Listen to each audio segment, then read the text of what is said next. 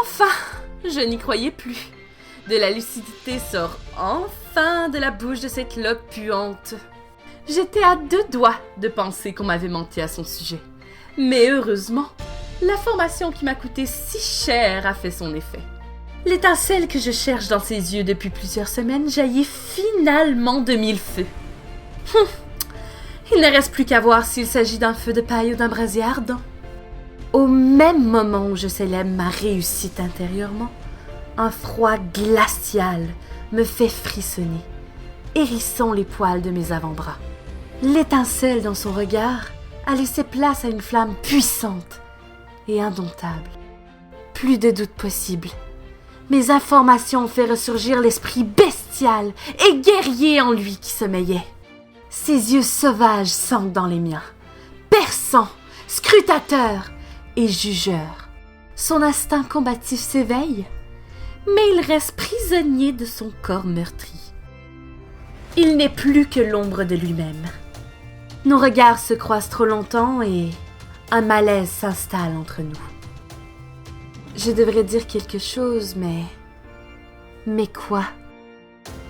C'est finalement sa voix rauque et implacable qui tranche mon hésitation. Qui est la traître? Devrais-je lui dire maintenant?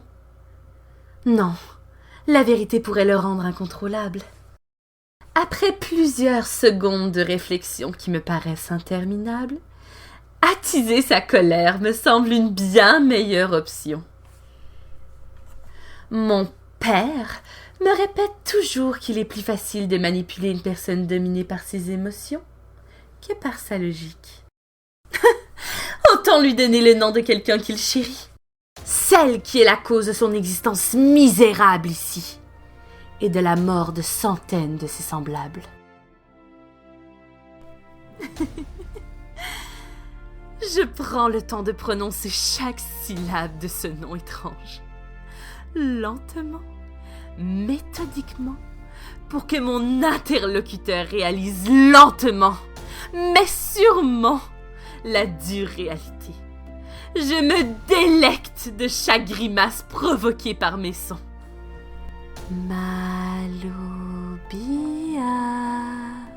Je n'ai même pas le temps de finir que l'atmosphère change brutalement. Normalement bien trop faible pour bouger le moindre muscle, il se dresse soudain devant moi. Sa présence m'écrase. Mais comment? L'être que je méprisais pour n'être qu'une épave se lève sans le moindre effort. Mes yeux voient toujours un guerrier estropié et mal nourri, mais la fureur dans son regard est si violente que je me surprends à reculer de quelques pas. Le Sidi Wajak finit par se redresser de toute sa hauteur. Il fait au moins 2 têtes de plus que moi. Mais il est hors de question que je me laisse impressionner. Il est encore loin d'égaler la prestance des guerriers de la famille Châteaulon. Déterminé à lui montrer que je n'ai pas peur, je fais un pas en avant pour retrouver ma place. Son regard dans le mien. Sans le vouloir, nous nous retrouvons face à face, à égalité, chacun tentant de percer les intentions cachées de l'autre. Il est maintenant clair que le mot confiance n'aurait jamais sa place entre nous. Notre relation sera un duel de manipulation. Hors de question que je perde à ce jeu-là. C'est maintenant ou jamais. S'il y a bien un moment où il va écouter, c'est celui-ci. Alors, autant en profiter. Quand les hommes se croient tout-puissants, les femmes, elles, agissent dans l'ombre. Mon père me traite comme une prisonnière et je refuse de le laisser faire. Ma seule issue est la trahison. Pour elle aussi. L'espace d'un instant, j'ai cru apercevoir du désespoir dans ses yeux. Un doute? De la peine? Oh! Comme si ça changeait quoi que ce soit. Un sourire en coin me vient naturellement et je laisse tomber ma bombe. J'imagine qu'être en couple avec un humain et porter son enfant ne donne pas envie d'une guerre ouverte entre nos 2 peuples. Le choix de livrer un chef sanguinaire comme vous, c'est plutôt un bon calcul, non? Et voilà, je le vois vaciller.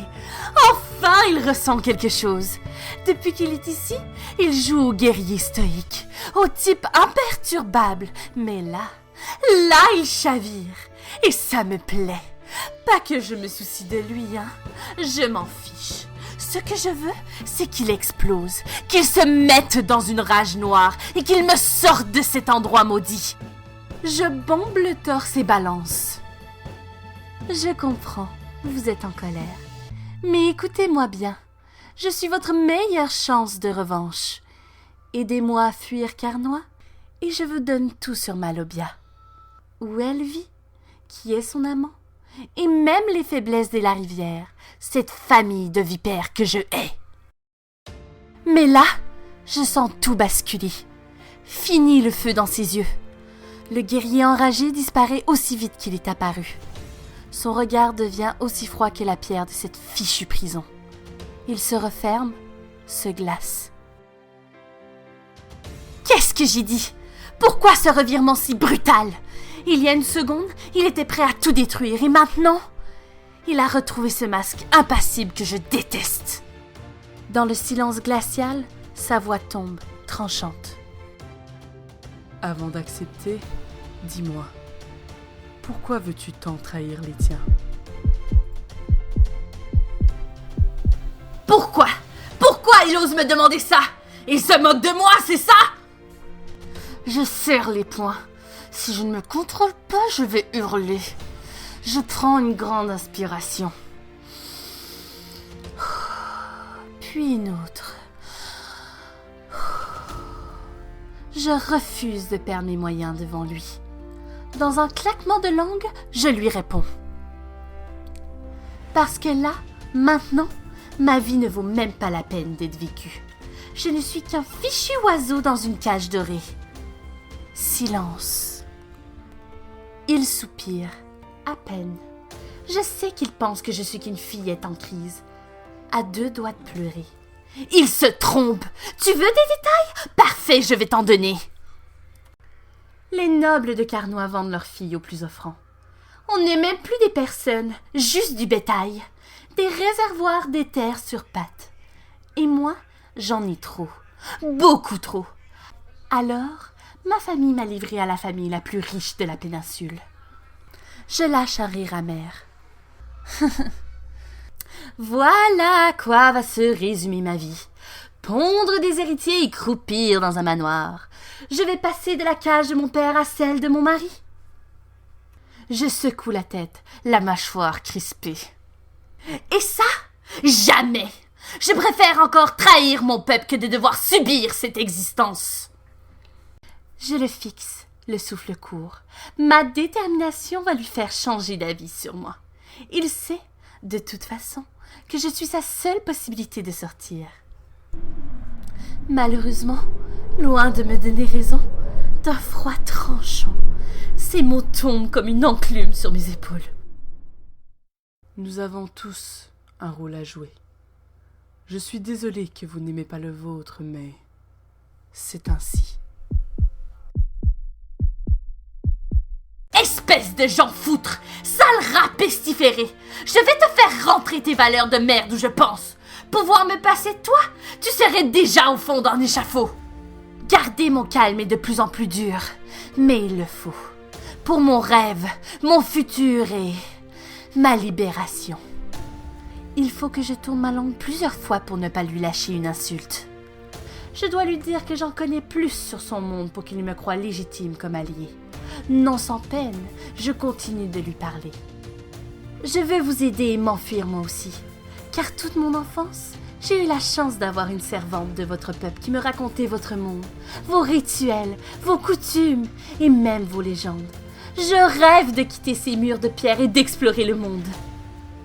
Rencontrer des hommes animaux de Nibisibac, voir de mes propres yeux les géants de Mestabéox de l'Ouest et... enfin, être autre chose qu'une princesse enfermée dans mon château. Je crois bien avoir vu un sourire se dessiner sur son visage. Ça a dû lui faire quelque chose d'entendre ces noms sortir de la bouche d'une humaine. Je peux remercier Onika, ma nourrice, pour cela. Elle m'a bercée avec ses histoires, me faisant rêver de ces anciennes contrées ensemble chaque nuit avant de dormir. Je pourrais encore me perdre dans mes souvenirs, mais lui, il est retombé dans son silence insupportable. S'il est toujours comme ça va vite m'agacer. Finalement, il finit par parler, comme s'il cherchait les mots justes dans ma langue.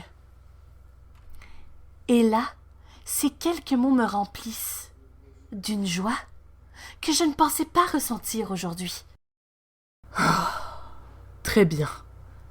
Quel est donc le plan, maintenant, petite fille aux grands yeux? Victoire! Enfin, il a accepté de m'aider. Mon plan est si simple et pourtant efficace. Je sais où mon père cache sa bourse d'urgence dans son bureau. Je vais la lui voler. Libérer mon futur guide pendant la relève de la garde. Habillé de cape de voyage, nous allons passer par la sortie d'urgence de la famille. Quelle ironie tout de même! C'est Père lui-même qui m'a appris comment fuir en cas de danger. Et voilà que je vais utiliser ses propres instructions pour m'en aller avec l'un de ses prisonniers préférés. J'aimerais tant voir son visage lorsqu'il réalisera que je suis partie. Et que la riche dot des Larivière, qu'il convoitait tant, lui a filé entre les doigts. Qu'il aille au diable! Vendre sa propre fille pour accroître son prestige! Quelle honte! Les Larivière. Oh! S'il y a bien une famille que je méprise, c'est eux. Ils se prennent pour des demi-dieux. Ils croient que le monde tourne autour de leur nom. À les écouter, on croirait qu'eux seuls ne chient pas, tandis que nous, simples mortels, ne sommes bons qu'à les admirer. Quelle farce! Mais le pire, c'est Barthélemy, ce rat visqueux qui me dévêtit du regard dès qu'il en a l'occasion. Je le vois bien, ce qu'il s'imagine, qu'il crève en enfer. Le plan expliqué à mon nouvel associé de fugue, et je suis fin prête à retourner dans mes quartiers. Pauvre de lui. Il doit me prendre pour une gamine capricieuse, une noble en mal d'aventure qui ne cherche qu'à fuir, et qu'il pourra éliminer dès qu'il aura quitté le royaume. Mais il ne sait pas. Il ne sait pas que j'ai prévu une petite surprise rien que pour lui.